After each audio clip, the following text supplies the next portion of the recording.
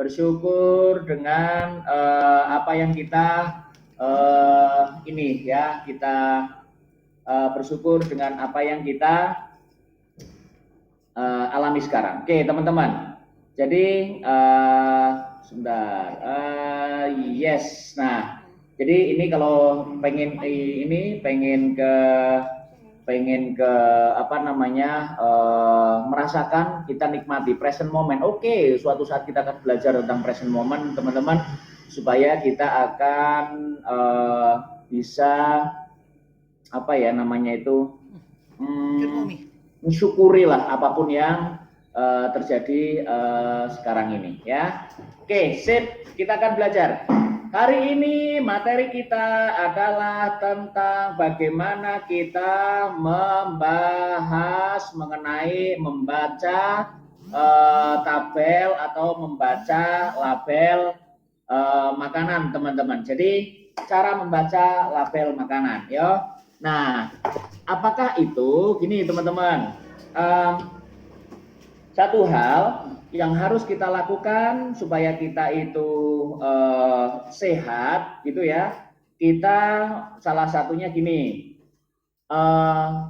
untuk kita sehat itu adalah kita tercukupi kebutuhan yang namanya nutrisi, teman-teman. Jadi teman-teman yang baru, teman-teman yang baru sekali bergabung di kesempatan kali ini, gitu, saya ingin memberikan penghantaran dulu ya, kata penghantar dulu bagi Anda, supaya kita itu istilahnya berupaya, gitu, berupaya untuk sehat, teman-teman, berupaya untuk sehat. Nah, bagaimana kita itu sehat? Salah satunya itu adalah tercukupi kebutuhan yang disebut dengan kebutuhan nutrisi. Nah, saya ingin memberikan sedikit gambaran kepada Anda, teman-teman, bagaimana kita ngomong tentang nutrisi ya. Jadi seperti ini ibaratnya seperti ini. Saya akan menggantikan dulu layarnya gitu ya, supaya kita itu supaya bisa memberikan sedikit gambaran kepada Anda. Jadi apa? Jadi Anda bisa memahami apa yang ingin saya sampaikan berikutnya ini. Oke, teman-teman. Nah, jadi gini, saya akan menganggap kita itu punya mobil. Siapa yang punya mobil gitu ya? Nah, ini anggap saja mobil zaman dulu ya. Mobil zaman dulu, ini kaca, terus ini setirannya gitu ya. Terus ini orangnya seperti ini. Saya tidak akan menceritakan tentang mobil. Akan tetapi, apa saja yang dibutuhkan oleh mobil, teman-teman? Apa saja kira-kira? Apa saja yang dibutuhkan oleh mobil? Ayo Mbak Risa jawab, Mbak Risa. Bensin, oke. Mbak Risa menjawab bensin. Oke, terus Mbak Sari. Apa? Air. Oke. Ayo ditulis di komentar siapa lagi yang bisa menjawab kira-kira apa yang dibutuhkan oleh mobil. Apalagi? Oli. Oke. Terus apa lagi? Bensin sudah, oke. Air, oli. Terus apa? Ada lagi dibutuhkan oleh namanya adalah freon, gitu ya. Ada lagi butuh apa namanya? Butuh namanya angin, gitu. Angin. Apalagi dibutuhkan oleh mobil? Oli pun ada banyak, teman-teman ya. Oli ada oli mesin, gitu ya. Kebetulan saya teknik mesin, jadi saya paham banget. Oli gardan, gitu ya. Terus ini ada namanya oli rem, gitu. Terus ada mana yang namanya oli mesin, oli gardan, oli rem, oli prosneleng gitu ya. Jadi Anda butuh namanya oli prosneling gitu. Nah, terus ada lagi namanya oli, banyak lah jenis-jenis oli mesinnya. Nah, gitu. Terus angin. Terus ada air. Nah, katakanlah teman-teman ya, ini butuh berapa jumlah nutrisi? Oke, 1, 2, terus ini 3, ini 4, ini 5, ini 6, ini 7, ini 8. Misal saja kita butuh 8, mobil kita itu butuh 8 zat-zat yang masuk ke dalam mobil setiap hari. Katakanlah itu nutrisi, teman-teman. Katakanlah itu nutrisi. Nah, terus jika kita itu kekurangan, misalnya saya pakai warna biru misalnya ya, jika kita kekurangan freon, ya apa yang terjadi teman-teman?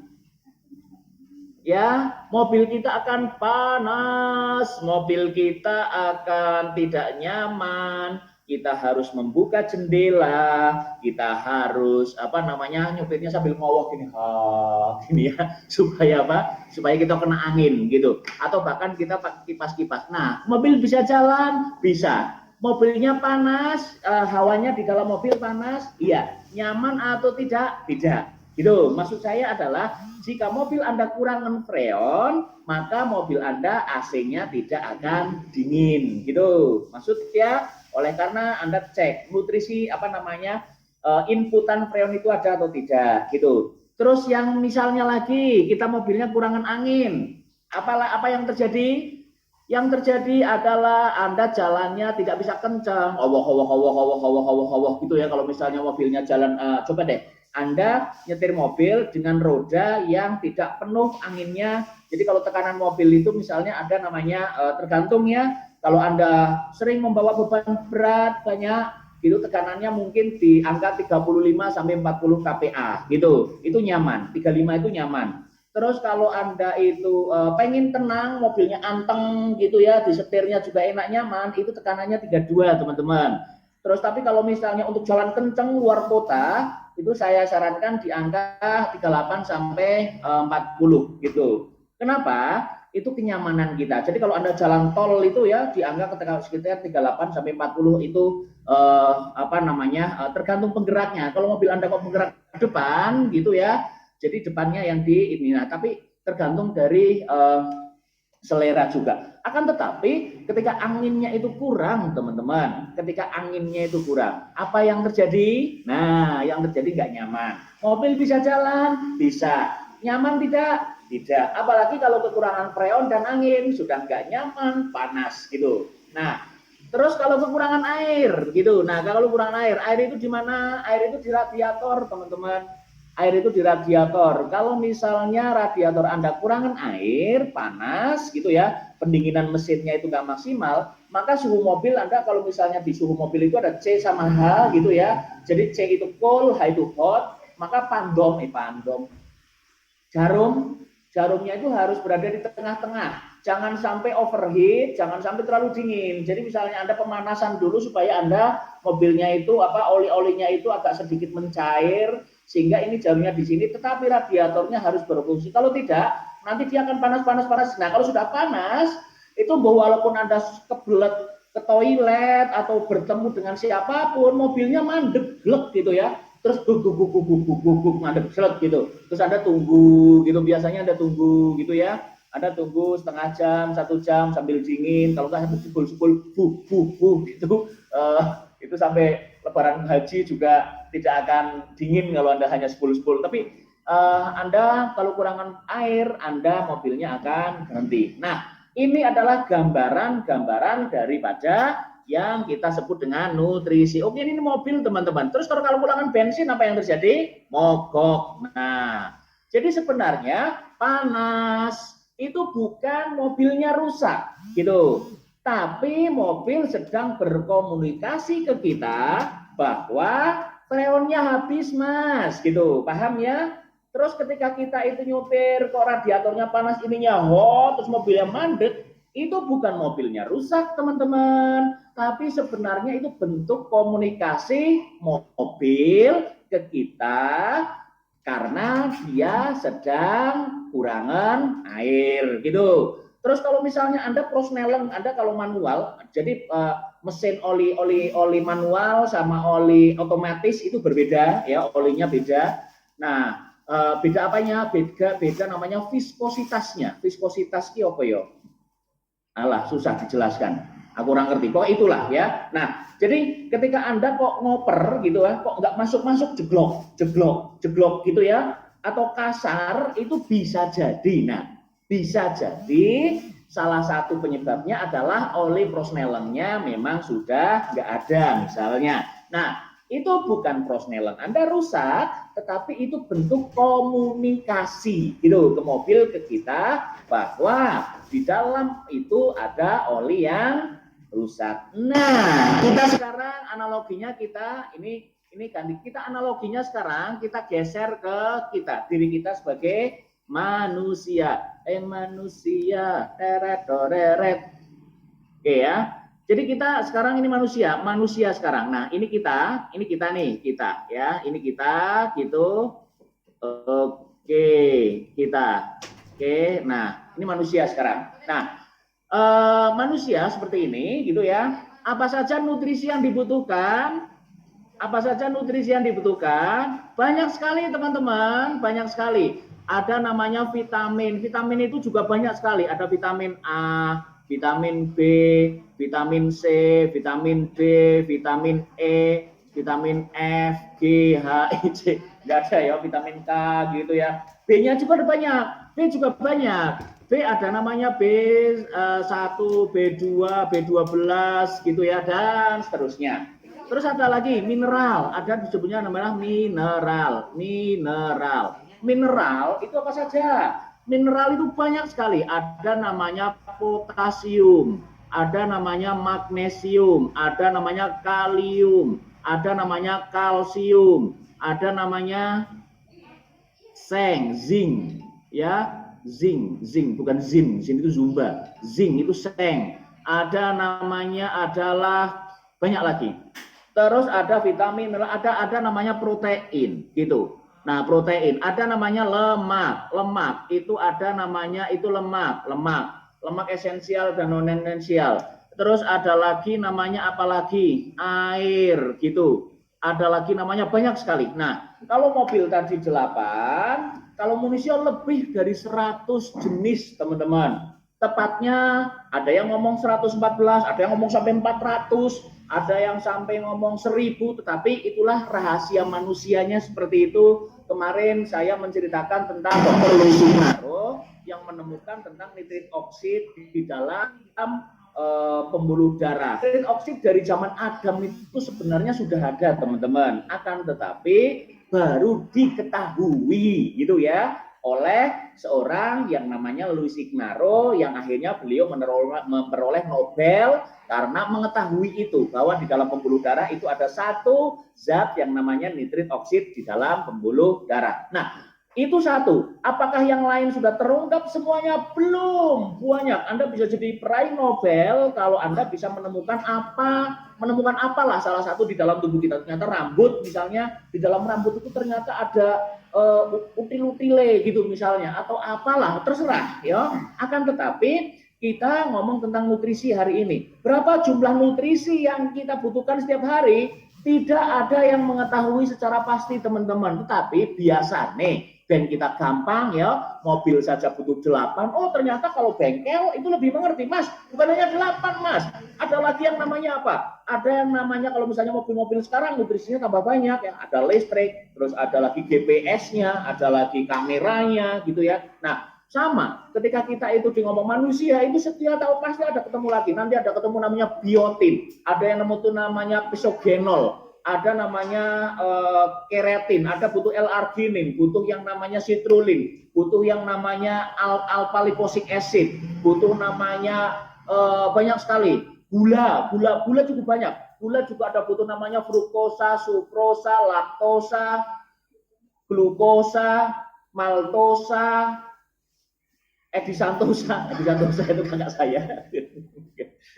Apalah banyak lah ya. Nah, itu yang membuat kita itu harus bisa mengerti bahwa kita itu butuh banyak nutrisi. Nah, sekarang kalau kita kurangan nutrisi, apa teman-teman? Oke, kalau kita kurangan vitamin A dalam jangka pendek itu tidak ngaruh apapun, tapi dalam jangka panjang akan pengaruh. Misalnya, atau vitamin A inilah aku matane blorok, bukan itu vitamin C misalnya.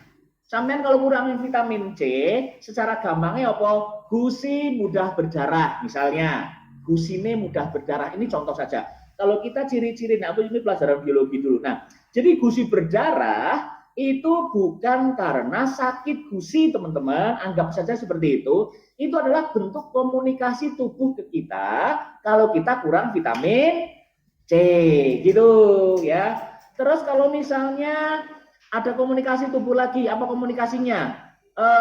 Komunikasi tubuh kita misalnya, oh ya tengkuknya sini kaku gitu ya, aku kok pusing kalau bangun tidur kok kaku. Itu bukan sakit, teman-teman. Itu adalah bentuk komunikasi tubuh ke kita kalau apa? Kalau kita kolesterolnya mungkin ya, kolesterolnya terlalu tinggi, itu komunikasi kita gitu. Jadi kemarin saya memberikan sebuah gambaran ya, komunikasi tubuh itu kayak bayi gitu. Anda kalau punya bayi, luar biasa, saya bahkan tidak mengerti bahasa bayi, tapi Anda, ibunya, itu ngerti banget. Bayi Anda lapar ya nangis gitu ya, bayi Anda nggak nyaman ya nangis, bayi Anda kencing ya nangis, bayi Anda itu ngantuk ya nangis gitu ya. Dan saya mendengarnya, itu tangisannya sama menurutku teman-teman. Saya hanya melihat itu kok bayi nangis aja sih gitu, tapi ibu Anda sebagai ibu ngerti gitu kan, benar nggak? Benar ngerti nggak? Oke, nah apa saja yang Anda itu ketahui ketika bayi Anda nangis gitu? Yang Anda ketahui itu adalah, sebentar saya sambil membuka YouTube juga biar saya mengerti Anda itu apa namanya mengikuti atau tidak. Oke, nah jadi apa yang membuat kita itu mengerti bahwa Anda itu bayinya itu paham gitu, Anda paham. Sama, tubuh itu juga kayak bayi, anggap tubuh kayak bayi. Jadi kalau lu sakit naik turun tangga atau tengkuk kita ini atau bangun pagi pusing atau apa, itu bukan sakit gitu ya. Yang sakit, yang namanya sakit itu adalah karena bakteri, karena jatuh, karena kejedut gitu ya. Itu namanya sakit. Tubuh pegel itu sebenarnya komunikasi. Teman-teman pada umumnya orang itu kalau ada sebuah komunikasi tubuh, kita terus membungnya. Maksud saya adalah gitu ya. Bisa cair teman-teman. Kalau misalnya Anda pusing, kekurangan air. Terus ketika Anda mikir gitu, oh oke, mungkin saya kurang air, minumlah air dulu gitu. Tapi orang itu pada latah begitu minum obat anti pusing gitu, minum obat anti pegel. Begitu badan-badan gatel karena kering, kurangan air gitu ya, obat anti gatel. Itu sebenarnya mirip dengan bayi Anda nangis terus dibungkam mulutnya. Ben ora nangis. Ketika ada bayi nangis kok diam, weh keren. Kok diam bayinya, diapain? Saya bungkam mulutnya ya, sama. Jadi kalau Anda kok pusing, kok Anda beli ini obat anti pusing tanpa mengerti kenapa sampean pusing, itu namanya sama saja dengan seperti itu. Nah, teman-teman, nutrisi itu harus masuk ke dalam tubuh kita setiap hari, ya, masuk ke dalam tubuh kita setiap hari. Bahkan kita harus benar-benar mencukupi kebutuhan nutrisi kita setiap hari. Vitamin A-nya harus cukup, mineralnya harus masuk, proteinnya harus masuk, lemaknya harus masuk. Terutama nutrisi-nutrisi yang sifatnya esensial. Esensial itu adalah sifatnya yang tidak bisa diproduksi oleh tubuh kita sendiri. Jadi Anda harus bisa membuat sebuah keputusan di dalam hidup sampean bahwa makan itu sebenarnya untuk pemenuhan kebutuhan nutrisi. Kalau ada kurang satu saja nutrisi yang kurang, maka akan membuat Anda tubuhnya berkomunikasi bahwa saya kurang ini, yang sampean sebut itu adalah sakit. Gitu. Jelas ya? Nah, sekarang dari mana nutrisi itu berasal? Nutrisi itu berasal dari makanan. Aristoteles dulu ya, seorang Aristoteles itu seorang ilmuwan atau pejangga tuh.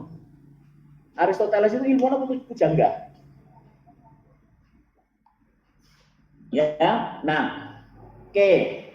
Itu mengatakan gini, jadikanlah kesehatan kita itu berasal dari makanan gitu. Jadikanlah makananmu sebagai obat. Bahkan banyak orang mengatakan bahwa semua sumber penyakit gitu ya berasal dari perut gitu. Semua sumber penyakit berasal dari perut. Maksudnya apa? Itu pencernaan. Jadi apa yang kita makan itu yang akan menentukan kesehatan sampean. Ketika Anda makan, kok makannya itu nutrisi, maka sampean akan sehat ya. Kalau yang sampean makan ini hanyalah makanan, ya itu ya hanya makanan, itu sampean akan sampean akan sakit, gitu. Bukan sakit, tapi belum tentu sehat. Nah, saya akan menggambarkan sebuah gini namanya teman-teman. Ini namanya makanan, ya. Ini yang namanya makanan, gitu. Nah, makanan itu masuk ke makanan itu mengandung dua bagian besar, gitu teman-teman, ya. Makanan mengandung dua bagian besar. Yang pertama itu adalah nutrisi, gitu ya.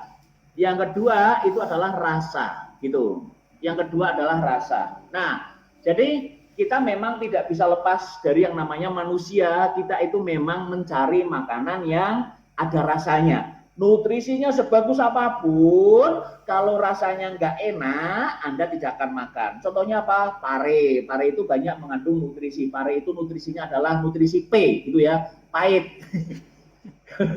Wah, intinya Anda googling lah ya, pare itu nutrisinya banyak sekali. Tapi jarang orang makan pare. Kenapa? Karena rasa, gitu ya.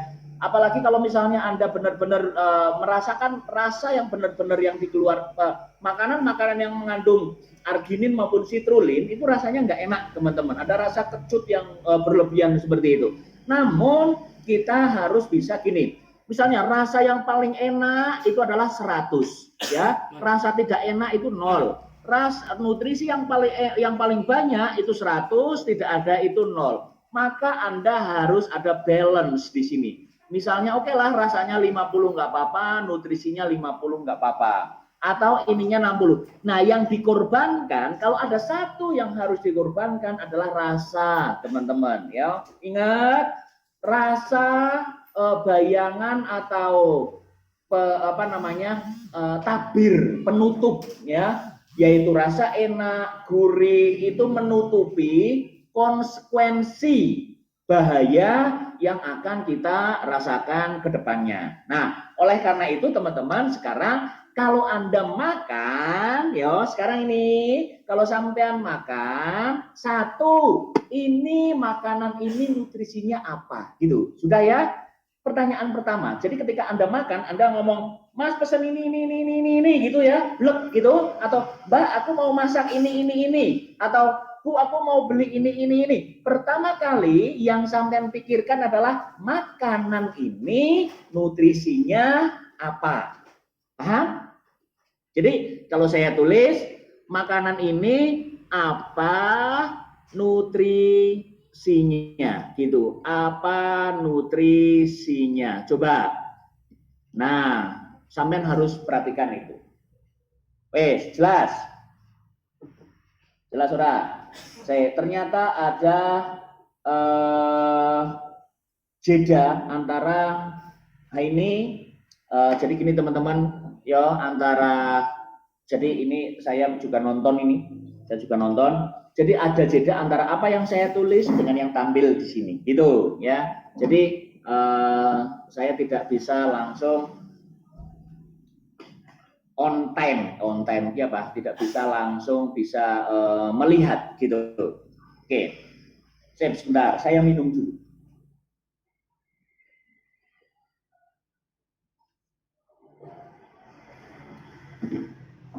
Nah, jadi sekarang bagaimana kita mencukupi apa nutrisinya? Jadi sekarang kalau Anda mau membeli makanan, itu sekarang Anda harus melihat apa nutrisinya, gitu. Jelas? Oke, sip. Nah, kalau sudah jelas, saya akan tutup lembar ini dan saya akan kembali menampilkan slide saya yang tadi. Oke, sip. Yes, teman-teman. Sudah 900. Wah, 1100 orang. Ya, subscribe ya. Dan nopo dan sampean itu nanti akan, karena kita sih tidak berharapnya tidak lama ya social distancing ini, namun kita kepenginnya adalah kalau pokoknya setiap hari selama social distancing saya akan selalu